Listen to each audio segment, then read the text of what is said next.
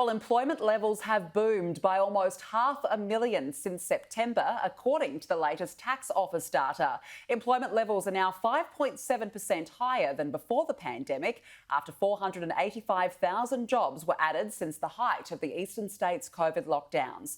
New hires have also risen by 45% in December. There has also been a 1.8% fall in the number of people receiving unemployment benefits in the last month. Joining me now live to discuss is the Treasurer, Josh Frydenberg. Treasurer, good morning. Thank you for joining us. We're seeing a lot of uncertainty around the country right now. Less people seem to be moving around due to the threat of Omicron. Does this threaten to derail those figures? I don't believe that Omicron will derail Australia's strong economic recovery. Australia is experiencing a jobs boom right now, with nearly 500,000 jobs having been created since September, as our two largest states, New South Wales and Victoria, came out of lockdown. The unemployment rate has fallen to around a 13-year low at 4.6%. This compares to 5.7% when Labor last left office. We've seen job ads at around a 13-year high, with more than 250,000 job ads available. And small businesses right across the country who did it so tough early on, but used JobKeeper and the cash flow boost and others to get through the struggle and the challenges, are now actually coming better. And so we're starting to see these jobs coming back, and it's looking very promising for the Australian economy. This morning, KPMG Chief Economist Brendan Wynne says that Australia would be better served by adopting a more aggressive approach to attracting migrants. He's actually suggesting about 350,000 a year to make up for the collapse in overseas arrivals. You're heading towards a federal election, but is this something that the federal government would consider?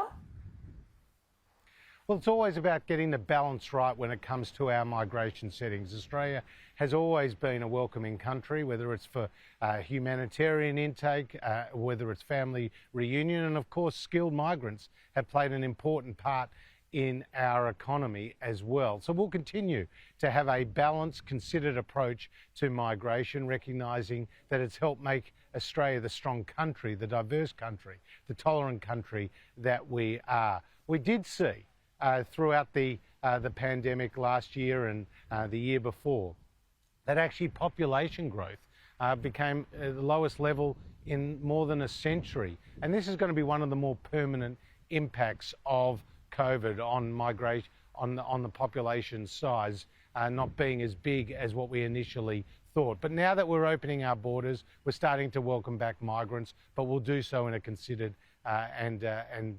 considered way, and a way that will strengthen our economy.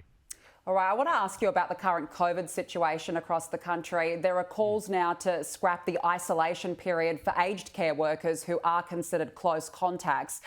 The people that they protect are the most vulnerable. Is this going too far? Well, as the Prime Minister has said, we are looking at the settings for furlough workers, particularly those who are working in the emergency health system. And I think that's important. So we'll take the medical advice. The Chief Medical Officer is working through the various options. The Prime Minister has called a National Cabinet meeting for next week, and the Prime Minister was able to secure the agreement of the states and the territories to significant changes to the close contact regime, and I think that's been important. So the next step is to look at the systems and the processes and the requirements around furloughed workers who work in those emergency health areas. There are reports that a significant proportion of COVID hospitalizations are in hospital for other illnesses or injuries, but also happen to have COVID. Given there's so much uncertainty and people are worried, do we need to change the way that daily cases are being reported to show these levels of breakdowns?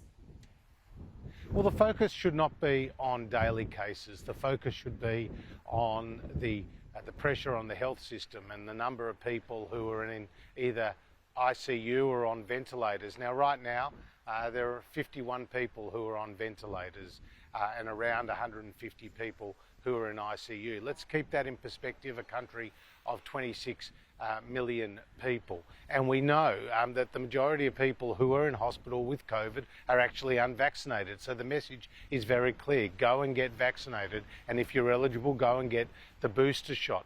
The early data on Omicron is showing that it's perhaps around 75% less severe than Delta. Now, Delta is still out there in the community, and that's one of the other main reasons that people are in hospital. But Omicron may provide that bridge from the pandemic to the endemic, and early signs are actually quite encouraging, according to the medical experts. Just finally, Treasurer, before we let you go, this weekend we saw Anthony Albanese making a number of election pitches, particularly in the Hunter region of New South Wales. It's almost like the unofficial election campaign is well and truly underway. Are you ready for the next few months? Well, the thing to say about Anthony Albanese and his proposal around rail was it was a plan to have a plan about a plan. And again, that's just more talk. No action from Anthony Albanese. And then I see he's now talking about shipping, rehashing a proposal he had from the 2019 election. Well, let's remember that when Labor was last in office, they did not commission one Australian-made naval ship. Not one. Not one. And we have now the biggest program underway for shipbuilding in Australia's military history, going back, since the Second World War. So it's a big contrast between what he says and what he does. But what I do know is that the Labor Party and their shadow Treasury spokesman, Jim Chalmers, said the next election will be about jobs. And the biggest test for the government's management of the pandemic will be what happens to unemployment. And today we've seen data reveal that around 500,000 new jobs have been created since September alone, and that the unemployment rate is at 4.6% compared to 5.7% when Labor left office. We have one of the most left-wing, hard left Labor leaders that has ever led a party in Australia, in Anthony Albanese. He has a long history of proposing higher taxes, whether it was at the last election on retirees, on housing, on superannuation, on people's income, or on family small businesses. We know if he's got a chance in office, he will put higher taxes, he'll attack aspirational Australians, and that won't be good news for Australia's economic recovery. All right, a big few months ahead. Treasurer Josh Frydenberg, thank you for joining me this morning. My pleasure.